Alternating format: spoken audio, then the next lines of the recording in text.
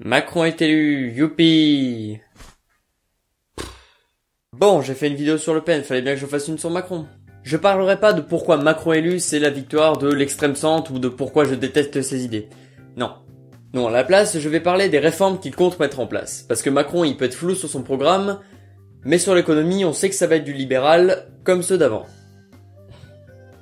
Depuis bien avant Macron, des tas de gens, politiques, pseudo-philosophes, éditorialistes, ont eu la même ligne que lui.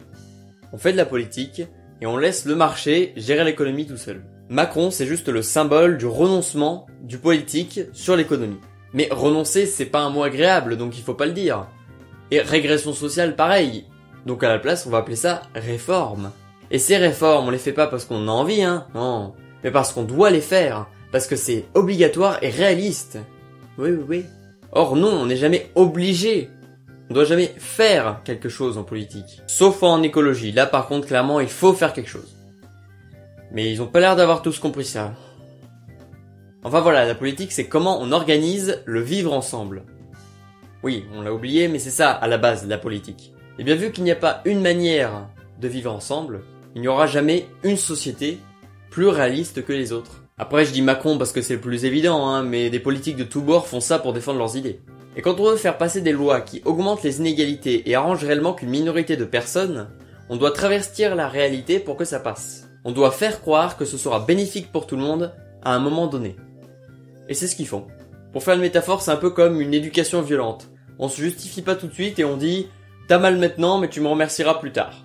Du coup, tous les libéraux ont créé une sorte de nouveau langage avec des mots qu'on utilise à la place d'autres, genre flexibilité, réforme, acteurs sociaux, pour embrouiller quoi.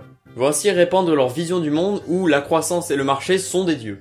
Et le plus important, on fait passer nos opinions, c'est-à-dire l'économie libérale, en l'occurrence, comme faisant partie de la nature. Ah oui, mais c'est un point nature, l'argument ultime de ceux qui n'ont pas d'argument.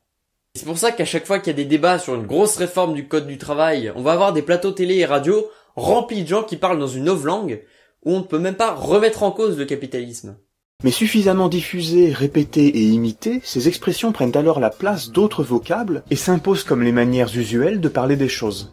On oublie que l'on peut nommer la même chose différemment. Et par là même, on oublie que l'on peut voir la même chose comme ceci au lieu de la voir comme cela. Par exemple, voir les cotisations sociales comme des charges sociales plutôt que comme du salaire socialisé.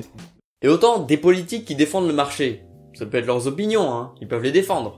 Le problème, c'est quand même les journalistes renoncent à envisager des alternatives au capitalisme, qui savent plus comment faire des vrais débats d'idées. C'est ce que Frédéric Lordon a appelé le journaliste post-politique. Il y a deux choses vraies et fausses, qu'on peut vérifier, et à partir de ça, on pourrait créer une politique potentiellement parfaite. Mais comme je l'ai dit, une politique parfaite, ça n'existe pas. Donc il faut continuer à faire du débat d'idées.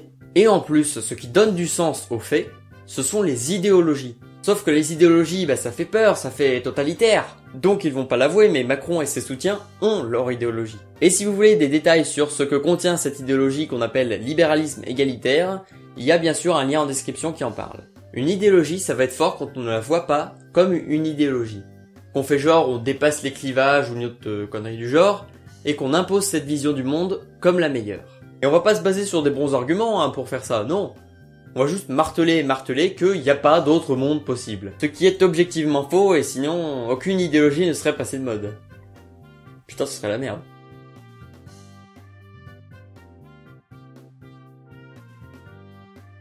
Donc on va changer les règles du jeu, ok? On va arrêter de parler comme eux, parce qu'après on pourra que penser comme eux. Et surtout, ne croyez jamais qu'une réforme libérale c'est plus réaliste qu'une autre, ou que ça va améliorer votre vie de façon sûre et certaine. En bref, continuez d'utiliser votre cerveau, et soyez heureux.